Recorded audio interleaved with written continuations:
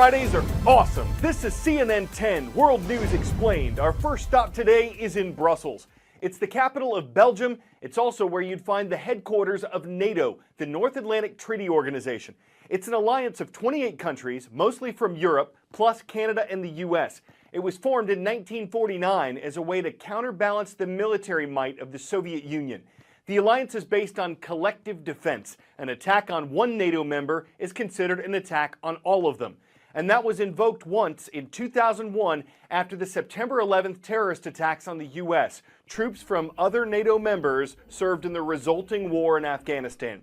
But there's a sore spot between the U.S. and NATO. Alliance members agree to spend 2% of their gross domestic product on their militaries. It's a guideline. They're not penalized if they don't. But America has consistently met that target, while most other NATO countries haven't.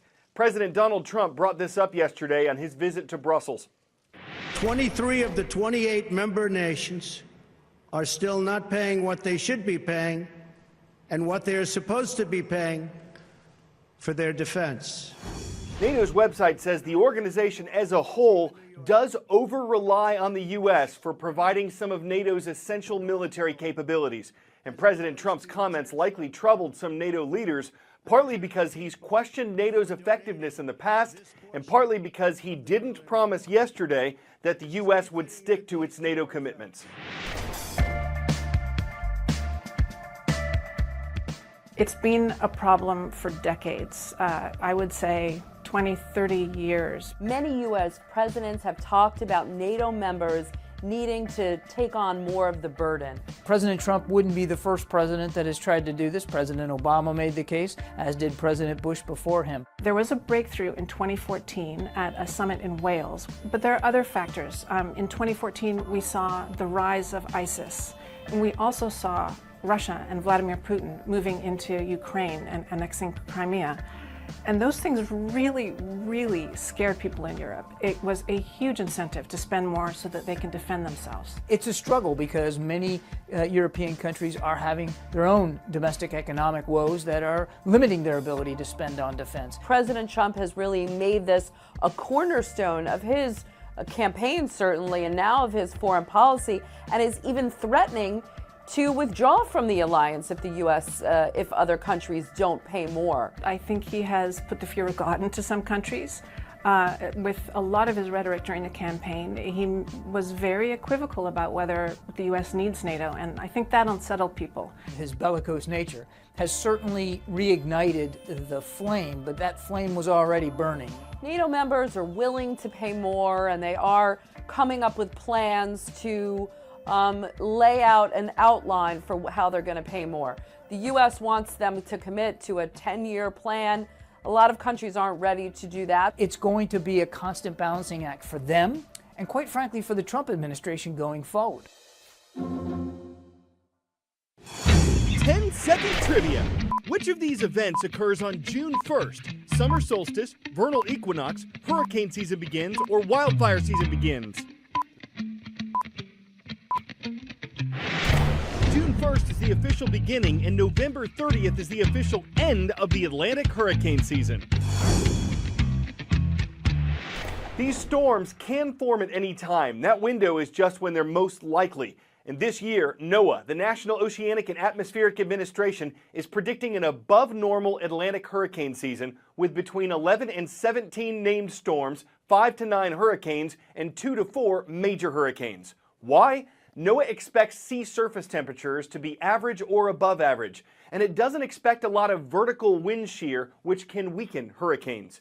Forecasting these storms is not an exact science. Experts at Colorado State University predicted a season with slightly below average activity. The U.S. hasn't had a major hurricane make landfall since 2005. That's a record amount of time.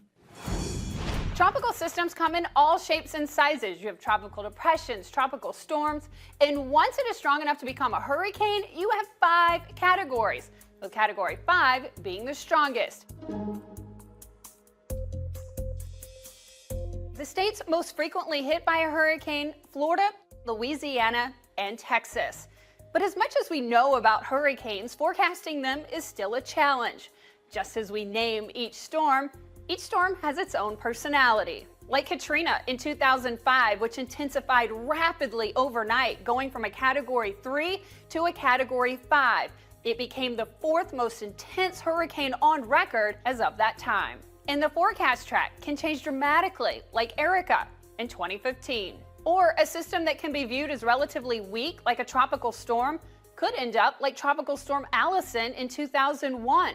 The remnants of the storm stalled over southeast Texas, dumping 35 inches of rain over Houston in just 5 days. The storm became the first non-hurricane to have its name retired. According to InsideEVs.com, which covers news about electric vehicles and tracks their sales, there was a dip in the average number of electric cars sold in the U.S. between March and April. Still, for the first 4 months of this year, EV sales have been higher across the board than they were last year. Is that a sign of things to come? For the past 100 years or more, Americans have mostly bought cars, filled them with gasoline, and driven them places. Get ready for all that to change. First, electric cars are coming on strong. Batteries are now better and cheaper to make. The Chevrolet Bolt and soon the Tesla Model 3 both get more than 200 miles of range for under $40,000. They promise to make practical electric cars accessible to the masses. At the same time, advances in computers, software, and sensors are bringing the dream of self-driving cars to reality. Already, many luxury models can largely drive themselves on highways and in stop-and-go traffic. That's easy stuff, though. The real challenge is driving on city streets and in suburbs where there are complex intersections and pedestrians. Companies from both inside and outside the auto industry are working on those problems. Several automakers have promised to put self-driving cars on the road in just a few years. They'll probably show up in fleets at first. Think self-driving taxis with a driver at the wheel. Once cars can drive themselves, car sharing becomes much more attractive. After all, if your car doesn't need you to drive it, why just let it sit in a parking space all day? For that matter, why buy a car at all, when you can cheaply ride in one that's just driving around on its own anyway? With all this going on, it's no wonder automakers and auto industry investors are nervous about which companies will come out on top when the future finally arrives. And it's arriving fast.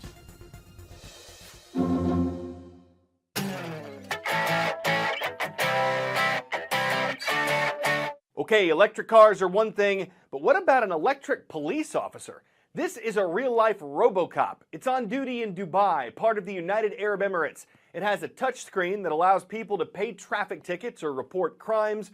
It also has facial recognition software to potentially spot criminals. There are concerns about the ethics and safety of robotic police, but this one's also programmed to give compliments to people passing by, which some might get used to and consider automatic. An electric officer could come as a shock to a criminal. Getting caught would be an arresting development. Would the robot be impersonating an officer? Could knocking one over be an assault on battery? No matter what happens, something's getting charged. I'm Carl Azus for CNN 10. That's all for today. We'll be off the air next Monday for Memorial Day, when America remembers fallen servicemen and women. We hope to see you back here on Tuesday.